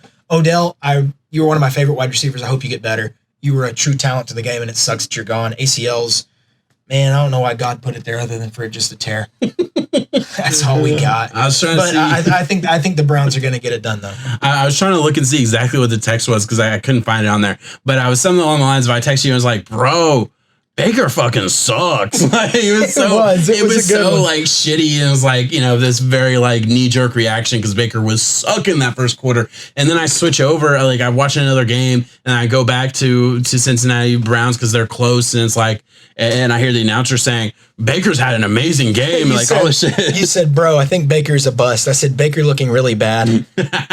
And then I went, Baker 10 of 10, 2 touchdowns, 150 yards since going 0 for 5.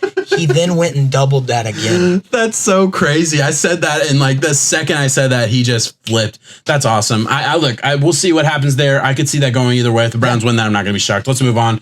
Lions host the Colts this week. The Lions are favored by 3 points. I do think the Lions win this game. This is a close one. This is another one we disagree on.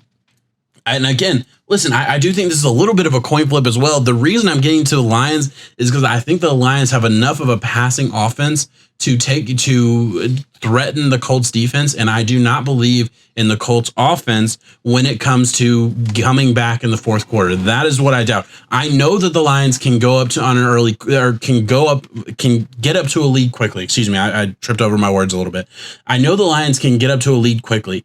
I don't know that the Colts can come back from a deficit.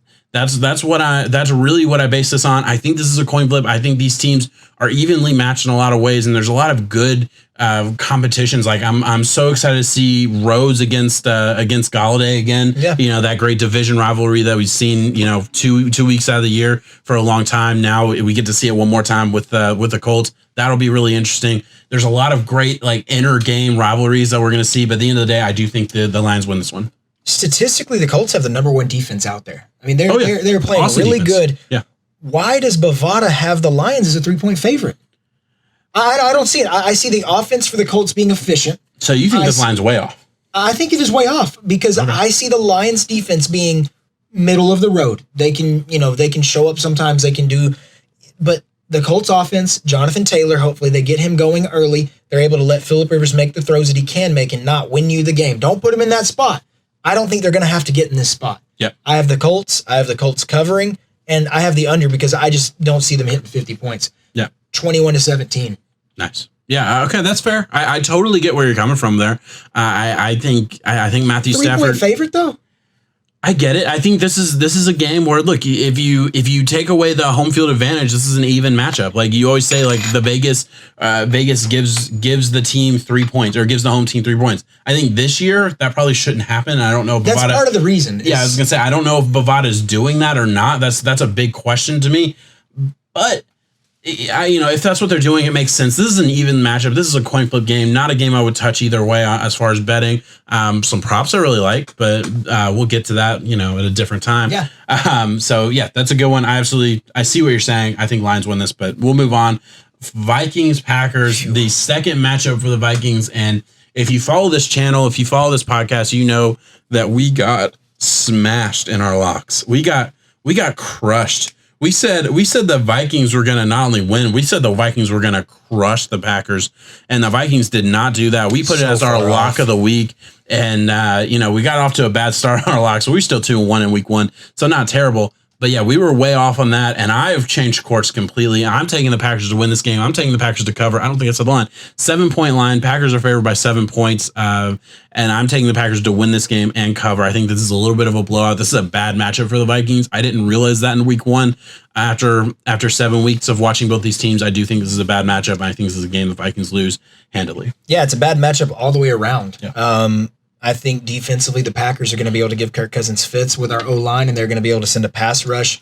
They have some good corners. I think there's a way that we can put up some points in this game. Mm-hmm. That's why I have the over, because last time it was ugly, and then we ended up getting like 3 touchdowns from the mid-third to the end of the game. Yeah. Kind of made it look a little bit more respectable. So I'm going to have the Vikings covering this. Yeah. I think it's going to be one of those things where it is probably up by like 13 or something, and then we get that late touchdown, one of those situations. Yeah. Packers are winning this game, though. Once again, I know I've already said it before, Aaron Rodgers is old enough to babysit some of our corners, and he did that week 1. Yeah, he's going to do that again. He taught him some lessons, that's for damn sure. Yes, and now the one thing you don't want to do, and it feels like the Packers do it on purpose, is piss him off. Yep. Just piss Aaron Rodgers off, whether it be through who you acquire in the draft, your lack of trade deadline efficiency, the media going at him saying he's done after the Tampa Bay game. He's mad, and he's going to seek some vengeance, some unneeded vengeance on the Vikings. So here's my question. So everything you said leads to Packers covering this, but you're saying the Vikings cover. Vikings have a way where we can score points. Oh, I absolutely agree with that. It's my team, John. I get that, but are you saying take away your team hat and just say you want to lock it? No, I don't want to lock it. No, that's fine. We don't have to lock it. I'm genuinely asking because I'm listening to what you're saying, and everything you said, other than Vikings can score points, is Packers are going to win this game and they're going to win this. Like it sounds like we agree, but then you're disagreeing with me on the spread. Yeah, I disagree with you on the spread, man. Okay, fuck it. Hey, we can sit on the spread. Fuck it. That's because I'm afraid you're going to lock it. We don't have to lock it. That's fine. We can't lock it. We're not locking. We can't lock this. Do you want to change your pick to Packers covering? No, I don't. Okay. Look, that helps me out. That's I want to stay the same because you've given me so much push against. I think you're scared. Okay. I think you're scared. Yeah, I'm fucking scared. You're scared of my Minnesota Vikings. Listen, I hope the Vikings win. I do. There's a chance. Yeah, there's always a chance. It's a divisional game. We're the best 1-5 football team out there, maybe other than Atlanta. Yeah, you're in competition with the Tampa Bay, or with the Texans as well. Nah, we beat them already. That's true. You did beat them. Okay, fair enough. All right. All right. So let's get to Jets Chiefs. I'm not going to spend a whole lot on this. I think Chiefs win this You game. want to talk about a fucking line. Yeah, 19.5 point over or cover for the Chiefs. This is a blowout according to Vegas, and I get it. I'm going to say the Jets cover 20 points essentially. Because the Chiefs haven't blown a team out in a while, I think this could easily be a blowout. I'm just not touching 19.5 points for, you don't have to explain why you're not touching 19.5. Yeah, that's just Chiefs win. I have the Jets covering just to play it safe. That's bold. Yeah, and look, if you want to bet on that, have fun with it. I'm not going to. I don't think we're going to lock that, but I get it. I totally get the line. That's probably where I would put the line too. Like as far as like if I was making the decisions in Vegas, like I get that. All right, so let's get to the game I've been wanting to talk about. We pushed back the Tua segment to talk about it now, so we're going to take a little bit of time on this Rams Dolphins game, and that's mainly just because I'm a selfish Dolphins fan and I want to hear what you think. All right, Dolphins are hosting the LA Rams, who played on Monday night, so the Rams are on a short week while the Dolphins are coming off a bye. The Rams are favored by 4.5 points. I'm biased. Like I gave you shit for being biased on the Vikings. I am biased. I'm taking the Dolphins to win and obviously cover because I'm getting the points. You gave me shit for the fucking Vikings hitting 7 points. You picked the Dolphins to beat the Rams. I'm gonna be 100% honest with you guys. I literally just looked at this game and said, it's been 3 years since I've been truly excited. It's the most excited you've been. I have been excited for the past 2 weeks, and I haven't been able to say that in a very long time as a Dolphins fan. So I just couldn't pick against my Fins this week. I will be an analyst the rest of the year. Give me this one. I want to see what Tua looks like. Please tell me what you think about Tua. What do you think about them starting him over Fitzgerald or Fitzmagic? All these things. Where are you at with this? I thought it was Fitzmagic. He was playing well. I thought the way that he was leading the team and kind of giving into Tua was but right now you're at a spot where you have a top 5 pick coming in, the Houston Texans. Mm-hmm. You need to know what Tua is, or at least what he can be. If you see a glimpse of hope, you're good. Mm-hmm. But if not, there's always a chance for Trevor. There's always a chance for Justin Fields, because we're in a new age to where we started to see it with the Cardinals. We have seen it, Josh Rosen and Kyler, a top 10 quarterback, go to get overpassed in 1 year by the number 1 guy. You're not married. Happen. You're not married to these guys. We are not anymore. married to any of these guys. Absolutely. It's a different thing to where it's like, hey man, that was a wash. Let's trade him, see what we can get while we can get it. So Tua is either being showcased for other teams out there right now, because I have no doubt in my mind, if you somehow get that number 1 pick, it's Trevor. I agree. It should be. I agree. And if Tua does good, I'm glad you're healthy. I'm glad you're doing good, but you can't miss on Trevor right now. Yeah. Won't even get too deep into that. So you would sell Tua into something else. I think he's going to have a hard day, though, against the Rams' defensive line. Their defense showed up well against the Bears. The Bears have a better offensive line than the Dolphins do right now. You have some guys that are playing good. Yeah. We have some rookies that are showing up. In areas that I didn't think they would. Yeah, our 4th-round offensive guard is showing up out of nowhere. We've had some really good draft picks. Rams win this game, though, man. Rams win. I get it. I hope for your sake as a fan, because it'd be fun to see. I have no reason to root for the Rams. I like Aaron Donald, I guess, but let's see Tua go out there. Let's see him throw the ball. Let's see him play good. Listen, I totally get it. And look, we disagree on this game. And obviously the competitive side of me wanted to really look at this game from just a logistics standpoint. And I probably would have taken the Rams, because I agree with everything you said. I'm not naive to the fact that, yes, we caught the 49ers on a week where Garoppolo was hurt and we were able to beat them. We got some interceptions that made the game look a lot worse than it was for the 49ers. And then we got to play the Jets the next week and blew them out. So I'm not naive to the fact that the past 2 weeks have been just kind of fluky, and we're 3-3. And as a Dolphins fan, it's exciting, but also okay, Bears fans are excited right now. And I can tell them very confidently, you're not as good as your record shows. And that might be the case for the Dolphins, but I'm sitting here, I'm picking the Dolphins. I think, I don't know. I just didn't want to pick. In your head, you were clinging to 2004 draft class. I did not. So let's go there. Yeah. Because we talked about this at length and, over the past couple of weeks or past couple of days in text.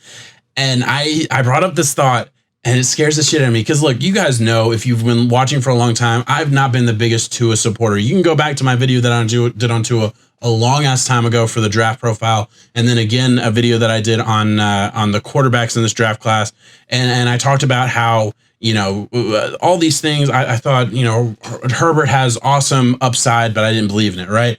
I thought Burrow was a slam dunk, and I was a big fan of Jordan Love. Right? Tua was the player that I liked, and I had him as my 3rd quarterback. I saw the talent, but I didn't believe in it coming out. I really didn't. I was very, very nervous about the injuries. I was very, very nervous that he really never, I didn't see, I don't know. I was nervous about the team that he had around him.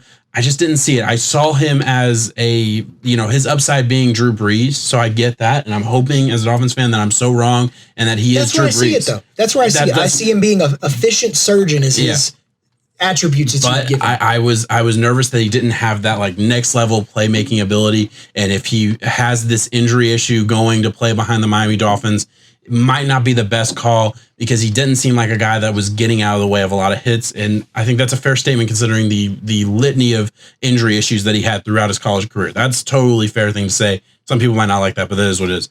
As a fan, I'm so fucking excited. As a realist who's literally looking at this and saying, scared. Burrow is a star. Burrow, we know. I'm sorry. I'm confident. Burrow's a star. I did a video on Justin Herbert last week. Herbert is going to be a fucking star. Herbert might be better than Burrow. That's Herbert's got it. Herbert's got it, man. And look, I look at Herbert as he would have been the number 1 pick in the draft if he had a college. They just didn't run RPOs. Yeah. If they would have given him any chance to show what he can do, to showcase his skill set, he would have been the 1st pick in the draft. I'm so confident in saying that. Oregon's fucked him over. That's the best way. And granted, fucked him over. He's the 6th pick in the draft. He's not hurting too bad. But at the end of the day, they hurt him as far as his draft stock. An underwhelming senior campaign. Yeah. And then Tua, when's the last time we saw 3 quarterbacks get drafted inside the top 10 and all 3 be really good? There's always a bust in there. There's always one. And like, I'm pretty confident already. I know we're only 7 games in. 2020 is a weird ass year. But I am really fucking confident that 2 of them aren't busts. I want to see what Tua can do. I'm so fucking hopeful. I've never wanted to be wrong so bad in my life because I didn't believe in Tua coming out. And I believe in the talent. I get the talent. He's very accurate. He can be a surgeon, and in the right situation, he can be really good. Can the Dolphins give him the right situation? That's really where I'm at this point. It's going to be a heavy talking point. We might do a full breakdown on the We might have to. on where it goes. We might have to. We'll see. But we'll move on to the last undefeated team. This is the Pittsburgh Steelers at 6-0. Going to take on the Baltimore Ravens. The Ravens are a 3.5 point favorite. The line is set. Bovada set it at a 46.5 point spread. I have the Steelers. I have the Steelers covering this, of course, and I'm going to have the over. I think the Steelers are playing some really good football right now. No discredit to the Ravens at all. I like Mike Tomlin. I like Big Ben, and I love their defense. Yeah, I totally get where you're coming from. They are playing good football. I think this is so unfortunate. This is a 12 o'clock game for us, so an afternoon game. This should be the Sunday night game instead of the Cowboys Eagles. I wish they would have flexed it or something because this is going to be a great game. I'm so excited for this. I am taking the Ravens. All right, I do think the Ravens win this football game. I think you look at the strength of the Steelers defense specifically, and you see a defensive line that is really good. They can get after the quarterback. Well, I think that'll be, I think that'll be not as big of a talking point as maybe it would be against other teams when you have a Lamar Jackson. It's just a whole nother world. I do think Lamar Jackson wins this game. I think they're going to win the game on the backs of a really good offensive performance. And then I do think you look at the Ravens defense. They're going to be competitive. They're going to give up some points to the Steelers for sure, but I do think they'll be able to come up with some big stops and some big moments with some, unique blitzes and stuff, bring down Big Ben, give Lamar Jackson a chance to win the game. And I think he does that. We got to mention it. Right. Yannick Ngakoue to the Ravens. Oh, I forgot about. We totally missed that. Well, I was saving it for this. Oh yeah, I thought it was one of those things where we could mention it with the acquisitions. Yeah. And, the Vikings. Yannick didn't work out for us. It just one of those things. We shed ourselves. It wasn't a push year. I don't think it was didn't work out. This was the Vikings started off 1-5, and it was like, why do this? We lost a second. Okay. We got back a third, so we were able to at least shed ourselves a little bit. Yeah, not the end of the world. Him and still being that bad. Ravens, you're getting a dog, and it's only going to get better. Trust me. The Ravens are doing what most teams who have that window should do. Push. Go get it.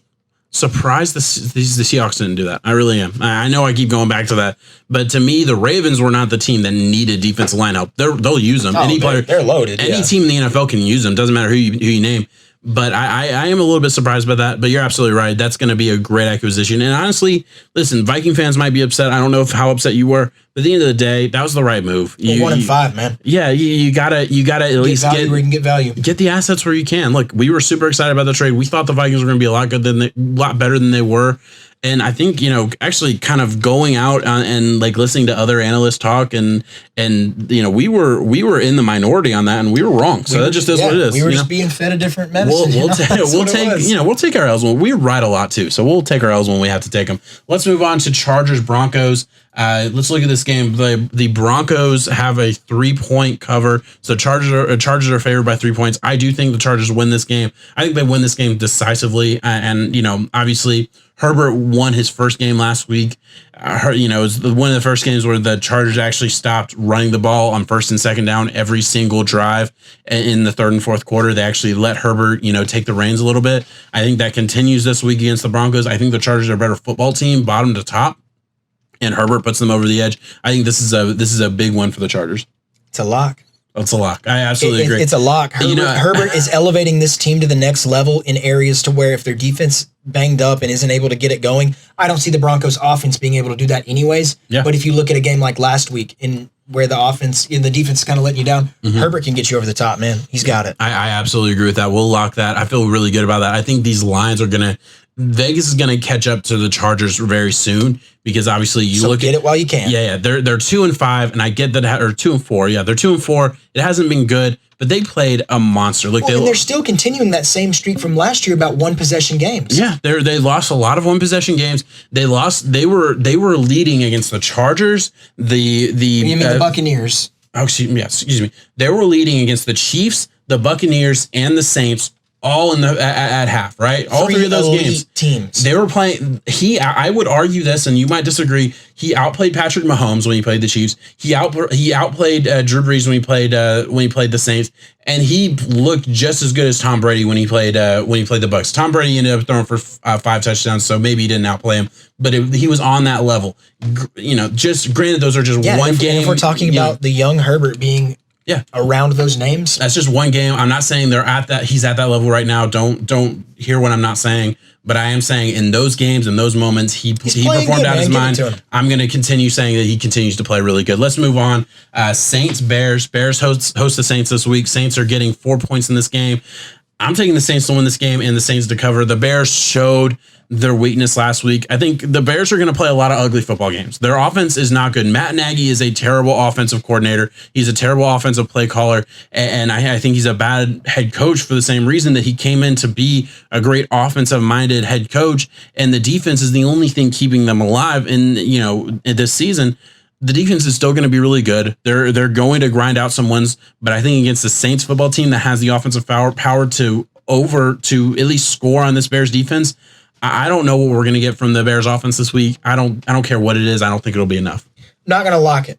I'm not going to lock it because of the Bears' tendency. I see another game down that I want to lock. I don't know where you'll feel about that because it's a hefty spread. We'll lock it. I see it. But that'll give us 2. Okay. The Bears' ability to keep games ugly. Yeah. And it's a discredit to them, credit to their, they just keep stuff ugly. They keep it close. And that's why we're still at week 7 or 8 talking about, are they good or are they bad? But they have 5 wins. Yeah. It's hard to lock them. Yeah, I get that. I lock against them in that case. I have the Saints. Yeah. I agree. This is the last game where I think there's a lot of conversation because the last game we disagree on. 49ers, Seahawks. The Seahawks host the 49ers in a division matchup. 7 games we disagree on. 7. Wow, that's a lot. Wow, that's crazy. It's a record. That's easily a record. We usually agree on a lot of these. This is a week where I look at the 49ers as a football team that will match up very well against the Seahawks, right? I do think, again, I said this earlier about the Patriots and the Bills, where I think the Bills, if I ranked 1 to 32, I would put the Bills ahead of the Patriots, but I'm taking the Patriots to win the game. I feel the same way about the Seahawks and the 49ers. I think the Seahawks are a better football team overall. I think the 49ers match up really well against the Seahawks, and they're going to win this game. And let me tell you why. First of all, the Arizona Cardinals showcased what the biggest weakness for this Seahawks offense is, and it is exotic pressure. All right, and the 49ers can do that. They have speed at linebacker. They have some guys that they have speed at defensive line, and they have some guys that can get upfield and pressure the quarterback. Right, and on top of that, they have corners that can handle man-to-man for 1 to 2 seconds. Right, and that's the big thing. As long as you don't have guys that are just getting completely blown off the ball immediately, you'll be fine for the most part in those big pressure situations. And then flip it over. You have a 49ers football team that can run the football no matter who it is. JaMychal Hastings, I'm taking another big win. I was going to give you props if you weren't going to mention it. Yeah, I fucking called that shit. I'm sorry. I probably should stay humble and then maybe people would like me more, but who cares? I was right. Fuck you. JaMychal Hastings playing awesome off a undrafted free agent that I was very high on coming into the draft. Shocked that he didn't get drafted, but he goes to the 49ers, got his chance last week to really get some playing time and show that he has some legit speed. And he fits perfectly in that offense. They will be able to run all over a Seahawks defensive line that has nobody that can stop the run. Just absolutely nobody. And if they want to overcommit to the run, you have George Kittle, you have Brandon Ayuk, who's been an absolute baller so far. They'll be able to go over the top when they do. I think the 49ers win this game. I can see where the 49ers win this game based on that game script and the way it goes. I see Russell Wilson and this offense being able to play some hero ball. And any curveballs that Kyle Shanahan offensively throws to them, Russell Wilson is able to rise to the occasion on offense and just double down, and he's able to keep his team in this game to win it. Mm-hmm. And it's why he's still the MVP candidate. It's why he's most likely going to get it, and I'm glad he's going to get it this year. Seahawks win. Fair enough. I absolutely agree. Like, Seahawks win this game, I'm not going to be shocked. But same for the 49ers. If they win, it's like this. I mean, it's a divisional game. It's a very close division. We'll see where it goes. Really, really quick on this. Cowboys, Eagles, there is no line. There's no over-under. There's nothing like that because we don't know who's starting at quarterback for the Cowboys as of right now. I don't think it matters either way. No matter how it splits, I'm taking the Eagles to win this football game against the Cowboys. It's a nasty division. We spent so much time in this division. That's all I'm going to put. It's ugly. John Bostic of Washington, you're dirty for doing throwing that to Andy Dalton because he was clearly sliding. Fucked. Like, come on, man. That was fucked. Go back to John Bostic. That's also the guy in college. If you've seen he was from Florida, the play where Teddy Bridgewater gets his damn head taken off. Holy shit. That's John Bostic. Damn. So that's John Bostic. That's a fucking connection. John Bostic, he's a headhunter. And he's 2-0 on heads right now. Jesus, that's crazy that you said that. He's not suspended. He's not fined or something like that. That's okay. It was dirty. He didn't like it. Eagles are winning this game either way. Guys, look that fucking play up in college against Teddy in Louisville. Just look up Teddy Bridgewater hit. Promise you it's the first thing that comes up. Yeah, that was a brutal one. I forgot. Damn, good fucking call. John Bostic, bro. All right, last game. It's a lock. Monday night. This is our lock. We knew it before we even got to it. Bucs are going to New York to play the Giants. The Bucs are going to blow out the Giants. Look, this is an 11-point. Giants aren't scoring over 10 points. Yeah, I agree, man. And this is tough because we've gotten burned on these big lines before. I don't care. I'm confident. I feel very. What way does this game script play out to where the Giants keep it closer? I can't see it. I don't know. Look, a couple interceptions, a couple fumbles. Short of that, I think the Giants have to get 2 to 3 turnover, have to win the turnover margins by 2 to 3 turnovers to keep this within 11. I think that's how bad of a win this is. Tom Brady is going to have a field day pick apart job on offense. And then when they get up, they're still going to be able to run the ball and do the play action game and all that. And the Giants, as beat up as they are on offense too, still have to get through the Buccaneers' top 5 defense. It ain't happening. Yeah, I absolutely agree. I couldn't agree more. I'm glad we didn't take too long on that. That's it. We're good. All right, guys. Hey, thank you so much to Underdog Network for putting us on and really getting us out there. We really always appreciate that. Thank you so much to you guys on YouTube. If you made it this far, it's worth a like. It's worth a subscribe. I promise we'll be, at the very least, very entertaining from time to time. Thank you so much for watching. Thank you so much for listening. Please hit us up on Twitter if you're interested at Between Pylons. Thank you so much, guys. Peace. 7.